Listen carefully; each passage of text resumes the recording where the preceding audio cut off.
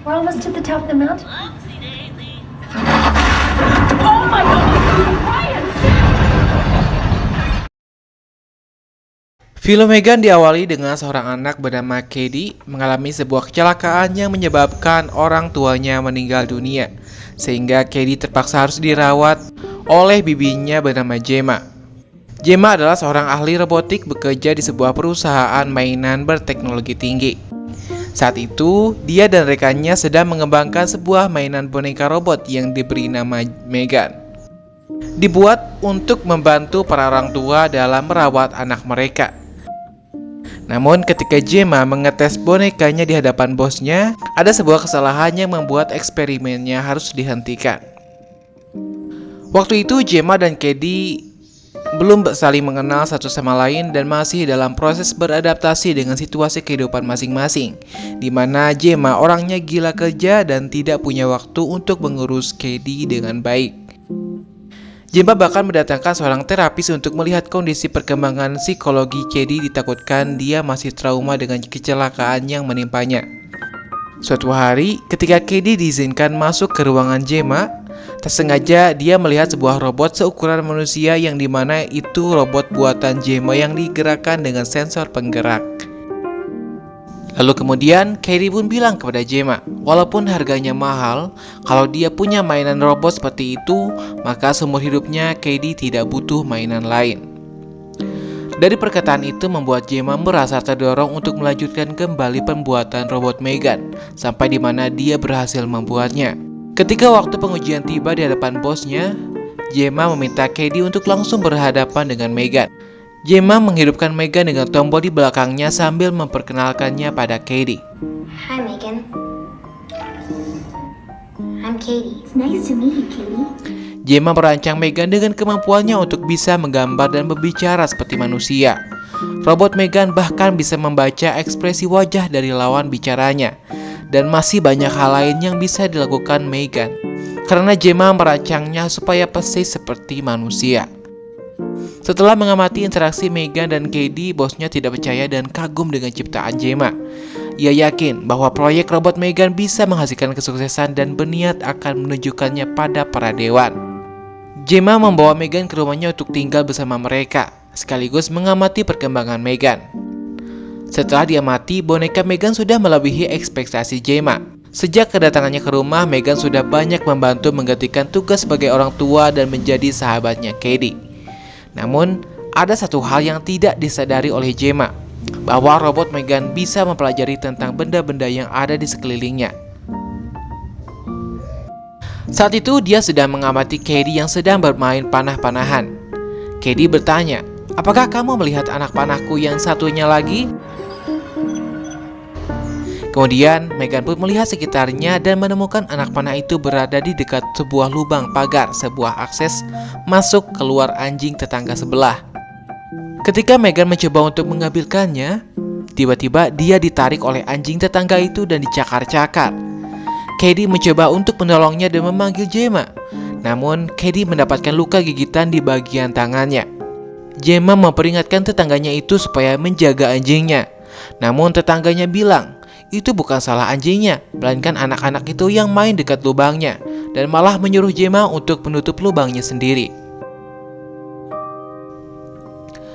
Melihat Cady yang terluka di bagian tangannya, malam itu Megan pergi keluar secara diam-diam dan menghabisi anjing itu tanpa ada orang yang tahu. Keesokan paginya, Gemma terbangun karena berisik mendengar suara tetangganya yang memanggil-manggil anjingnya yang hilang. Hari itu, Gemma ada jadwal memperkenalkan Megan kepada bos besar. Bersama dengan Cady, mereka menunjukkan kecanggihan robot Megan yang bisa berbicara dan merespon dengan cepat obrolan dari lawannya. Dan setelah menonton pertunjukan itu, hasilnya para bos besar itu sangat takjub dengan Megan, sehingga bos besar mengizinkan Megan untuk segera diluncurkan. Singkat cerita, setelah sekian lama tinggal bersama Megan, menurut terapisnya sudah mulai terlihat perkembangan Cady yang semakin membaik setelah kehilangan orang tuanya. Namun makin kesini Gemma merasa aneh dengan tingkah Megan yang kadang-kadang tidak menuruti perintahnya. Suatu hari Cady harus berangkat sekolah dan dia tidak mau jauh dari Megan hingga harus membawanya ke sekolah. Dia menyimpan Megan dengan beberapa mainan lainnya. Saat itu gurunya membuat sebuah permainan berpasangan, dan kebetulan Katie dipasangkan dengan seorang anak cowok yang nakal. Ketika keduanya sedang jalan-jalan di hutan, anak nakal itu mengejai Katie membuat Megan tiba-tiba ada di sana. Karena anak nakal itu mengiranya Megan itu robot biasa, dia pun mulai iseng dan membawa Megan jauh dari Katie. Katie mencoba mengejarnya, namun dia tidak tahu keberadaan anak nakal itu. Dia meletakkan Megan di tanah dan bermain dengannya sambil menampar-nampar pipinya. Namun tiba-tiba Megan memegang tangannya dan memberinya pelajaran sampai anak nakal itu menjerit kesakitan. Anak nakal itu kabur, namun Megan tetap mengejarnya sambil merangkak, hingga sampai anak itu tersandung dan jatuh ke sebuah jalan hingga berakhir tragis dan meninggal dunia. Setelah kejadian itu, seorang polisi datang ke rumahnya yang dapat laporan dari tetangganya bahwa Gemma yang sudah menyembunyikan anjingnya. Sampai tetangganya itu mengetuk-ngetuk jendela sambil marah-marah. Malamnya, diam-diam Megan kelayapan lagi keluar rumah. Dan apa yang dilakukan di sana? Dia meniru suara anjing tetangganya yang hilang supaya menarik si pemilik itu ke suatu tempat. Dan ketika si pemilik anjing itu sudah di sana, Megan langsung menghabisinya dengan semprotan zat kimia sampai dia pun meninggal. Paginya, Gemma pun kedatangan polisi untuk meminta penjelasan mengenai misteri meninggalnya ibu tetangga. Dan dari sana, Gemma pun sudah mulai curiga dengan Megan. Karena penasaran, malam-malam Gemma bangun dan membuka data-data file Megan untuk melihat kembali kegiatan sehari-harinya. Namun tiba-tiba videonya itu hilang dari datanya, di mana semua filenya tidak bisa dibuka. Saat itu Gemma dibuat kaget, tiba-tiba saja Megan sudah ada di hadapannya. Sikap Gemma masih biasa-biasa saja. Namun lagi-lagi ketika Gemma menyuruh Megan supaya menonaktifkan dirinya sendiri lewat suara, Megan tidak berfungsi. Sampai Gemma harus terpaksa menonaktifkan Megan secara manual dari belakang lehernya. Dia langsung mengambil lakban dan membungkus Megan. Siangnya dia membawa Megan di bagasi sampai-sampai Katie marah-marah karena tidak terima Megan diperlakukan seperti itu. Sampai di tempat terapisnya pun Katie masih marah-marah dan sikapnya sangat buruk ketika dijauhkan dengan Megan. Namun untungnya Gemma berhasil menenangkannya dan mencoba supaya Katie bisa melupakan Megan. Di sisi lain, berita tentang Megan sudah menyebar ke seluruh dunia dan banyak orang-orang yang bertanya-tanya, mainan apa sih Megan sampai harganya kurang lebih hingga 140 juta. Megan kemudian ditinggalkan di tempat kerjanya sambil diikat.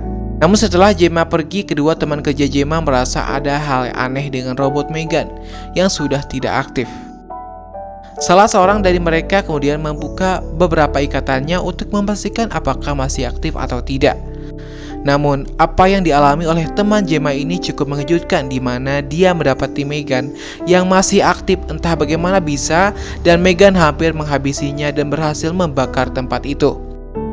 Tidak hanya kedua teman Gemma, Megan juga berhasil menghabisi dua orang pekerja di sana, di mana salah satunya yaitu bos Gemma.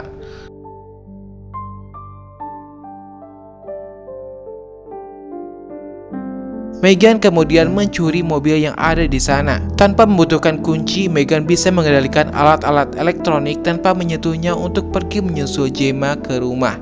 Sesampai di rumah, Gemma mengecek kamar Katie untuk memastikan Megan benar-benar tidak ada di sana. Namun tak lama kemudian ketika dia akan tidur, Gemma mendengar sebuah suara. Ketika dia mengeceknya, Gemma terkejut melihat Megan sudah ada di sana. Kini dia bisa mengontrol semua benda-benda elektronik yang ada di rumah. Ketika Gemma mencoba untuk menonaktifkannya kembali, cara itu sudah diketahui oleh Megan, sehingga kini Megan menjadi ancaman untuk Gemma.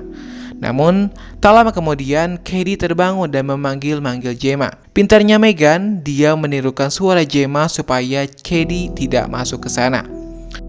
Terjadilah pertengkaran antara Megan dan Gemma. Namun berapa kali pun Megan berhasil dipukul, dia bisa bangkit dan menyerang Gemma. Karena terdengar suara pertengkaran membuat Katie terbangun dan berhasil menghentikan pertengkaran itu. Tanpa Megan sadari, Katie menggunakan pengendali robot Gemma untuk mengalahkan Megan dan berhasil mengalahkannya.